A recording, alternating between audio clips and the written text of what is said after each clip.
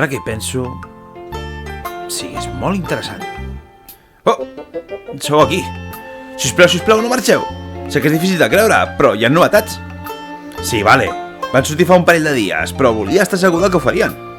Bueno, ja portem 3 vídeos, així que ja sabeu com funciona. Doneu-li like, subscriviu-vos i activeu la campaneta per estar al dia de tot. Comencem!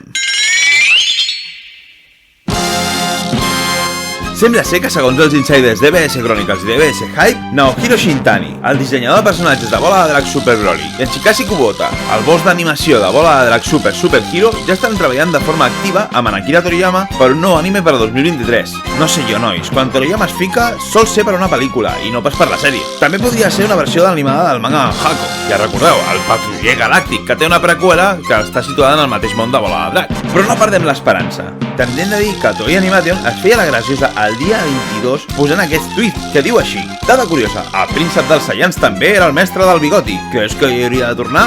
Òbviament direm que no al bigote amb Vegeta, però tothom li van saltar les alarmes amb una continuació de Bola de Drac GT o un remake. No sé què pensar, a mi Bola de Drac GT em va agradar tantes coses com les que em van desagradar, però si li donen un aire nou, per què no?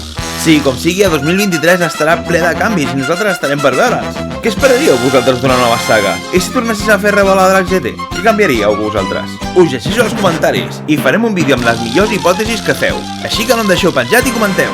Amb tot això, un servidor es despedeix i, com sempre, no oblideu seguir-nos a les nostres xarxes socials: Twitter, Instagram i TikTok. I, com sempre, no oblideu, més val la tècnica que no la força!